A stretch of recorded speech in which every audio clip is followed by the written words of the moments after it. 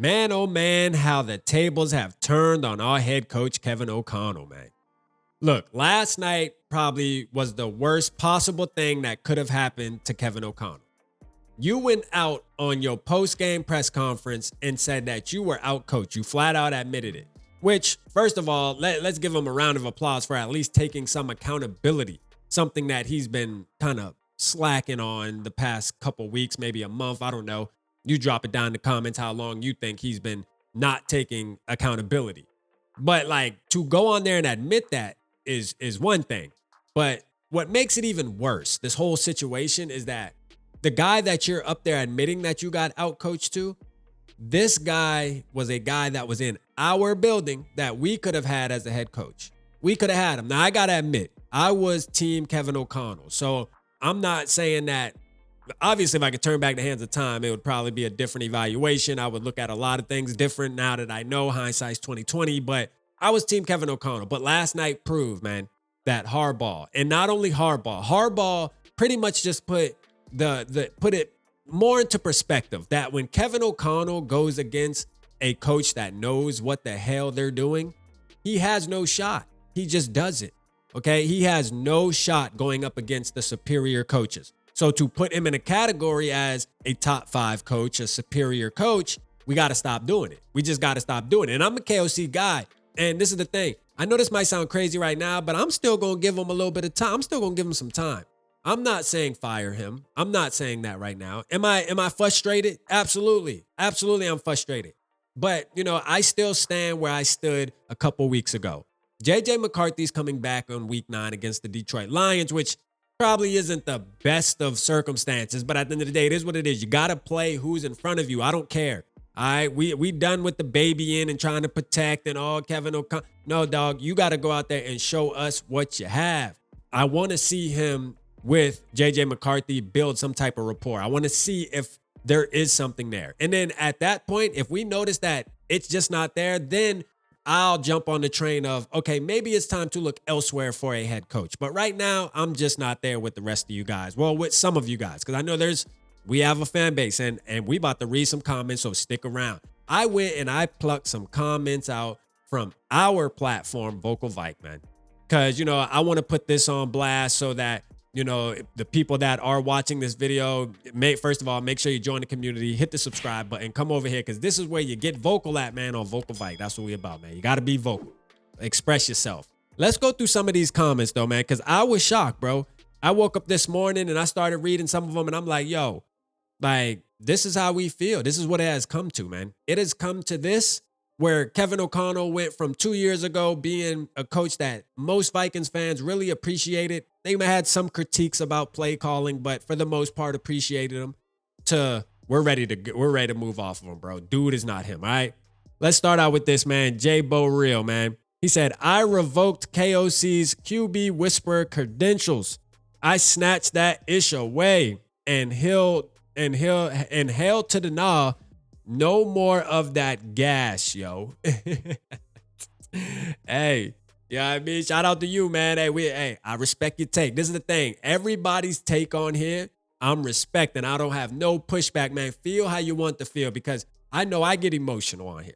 And I say things, bro, and I go crazy. And I'm going to tell you right now, man, it is what it is. We love this damn team. That's all it is. It's just passion, man.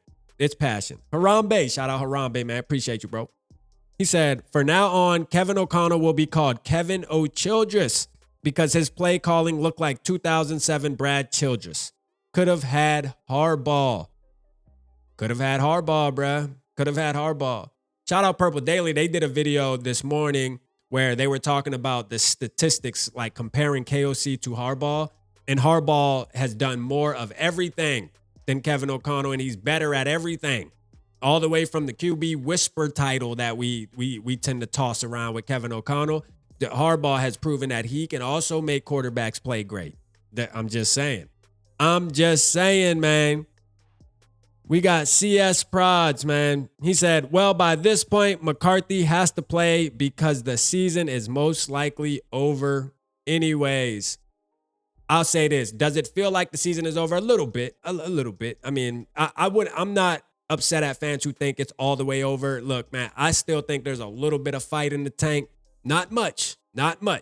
But again, part of me just feels like there's some type of hope with JJ McCarthy. Not saying that we're going to win the NFC North. I think all of that's out of the question, all right?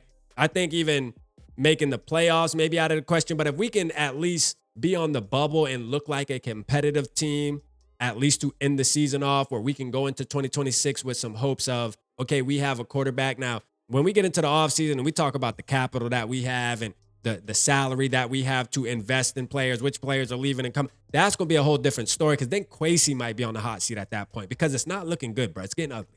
It's getting ugly, not only for KOC, but for Kwesi as well. It's getting ugly. And we're going to continue to have these conversations as the season progresses. So hang with me, man. Shout out Voltmanip. Fire the coach and GM. This team is over. Clean house. Exclamation point, exclamation point, exclamation point, man. Yell it across the room, man. Get rid of the whole team. Just throw the whole team away. Just throw the whole team away, man. This is how we feel, Vikings Nation. Purple Gang, this is us, man. This is our community talking like this under our videos, man. Platform. We at home talking like this. We in the crib talking like this. It's getting ugly for you, KO. I got to be honest with you, bro. It's getting ugly for you. Fire them all and sell the team. Nasty work. Fire them all and sell the team, man. Shout out to Jason. He said, nobody believed me about Kevin O. Bitchell. First clue was not getting rid of Donatel in 2022. You guys bought his BS. You don't deserve a Super Bowl. Soft owners all the way down to the woke fans. Now, the way he's speaking, I don't know. He obviously doesn't sound like a Minnesota Vikings fans, because it sounds like he's talking about us as a group of people and talking about the Vikings as its own separate thing where he doesn't support it. He's just kind of talking in general. But, hey, look, I still wanted to read this on the video, because I do believe he does it. He's not lying, bro, because I talked about this with Donatel, and we talked about this last night, even going back to why are you keeping Carson Wentz in? KOC tends to sit on his hands when there's a move that needs to be made absolutely at that moment. He does not do it. He sits on his hands and drags it out to the last second. Just like last night, looking at Carson Wentz getting peeled up off the turf over and over again, wincing, and you still continue to put him out there over and over again until there was only a minute left. Then you want to throw Brosmer out there? It's over with already. Why do it? Makes no sense. But that's Kevin O'Connell, man. That's who he is, man. I don't know how I'm going to defend it any much more, man. I don't know how much longer I can sit here and defend KO. As much as I'm a KO guy, I just don't know. And I got to stop saying I'm a KO guy. I'm about to have to stop saying that, bro. I'm about to be up here looking crazy. I don't want to do it, man. I refuse to do it anymore. Shout out Mike Vaughn. He said, KO is a conceited, pompous jerk.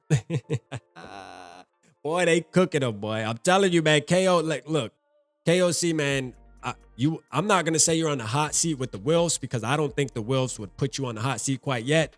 But with the fans, with the community, because even on X, bro, it's going crazy. KO's getting crucified. You have a small group of people now that are still hanging on and supporting them and saying, hey, it's the players. They got to execute. It ain't really KO, this, that, and the third. And, there's something to be said there. You can dig into it if you want to and find your reasoning.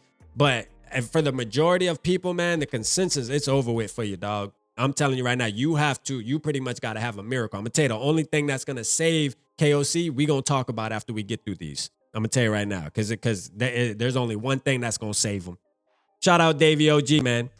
Actually, the blame begins and ends with the Wilfs. After 3.5 years, this is blatantly obvious. Kwesi and KOC don't know what the F they're doing, and they're taking Brian Flores down with them.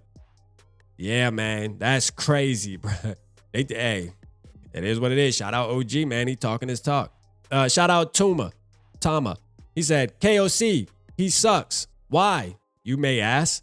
Dude, he developed two great quarterbacks, Jones and Darnold, and then just let them go for a young 22-year-old who never played in a real NFL game. Wentz is better than our starter. A backup should never be better than the starter. Now, although I may not agree with that, I don't care if I've only seen JJ McCarthy play a preseason game and only play one actual game, and people say he only had one quarter. I don't care. You're not going to convince me that Carson Wentz is better than J.J. McCarthy. I'm just not going to buy it. I'm sorry. I'm not buying it. All right. So, but I respect your take. Shout out Dane. He said, KOC will lose the locker room and most of our stars. Why would they want to stay? Mediocre BS at its highest point. No in-game adjustments. That is the main thing, bro. No in-game adjustments at all, bro. Not only KOC, but Brian Flores. Let's talk about the only thing that's going to save KOC. Is J.J. McCarthy coming in and actually showing some promise, actually putting some wins together. And they don't even have to be wins back-to-back. I mean, just showing that, hey, there's something there. We can build on the future. Because as far as this year goes, that's all this is now. This is turning into an evaluation year. Is he the guy? Is he not the guy? Can KO and J.J. McCarthy come together and be a match made in heaven that actually can take this team to where they need to go? Other than that, I don't see anything else saving Kevin O'Connell's job when you're talking a year or 2 years from now. I think it's going to get to the end of the road, and we're going to have to make that ultimate decision, bro. But, hey, Vikings Nation, they not feeling KO, bro. We just ain't doing it right now, and it is what it is. And we got to have the tough conversations, bro, but that's what we here for. Make sure you smash that like button, man. Smash that like button. Get vocal in the comments. Holla at your boy.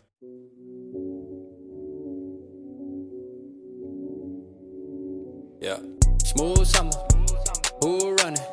I hear them talking, but they ain't gonna do nothing. Celebration, I might have a toast with you. I'm feeling good, I'm feeling great, I'm terrific. We ain't taking no losses, we winning. Undefeated. Check the percentage.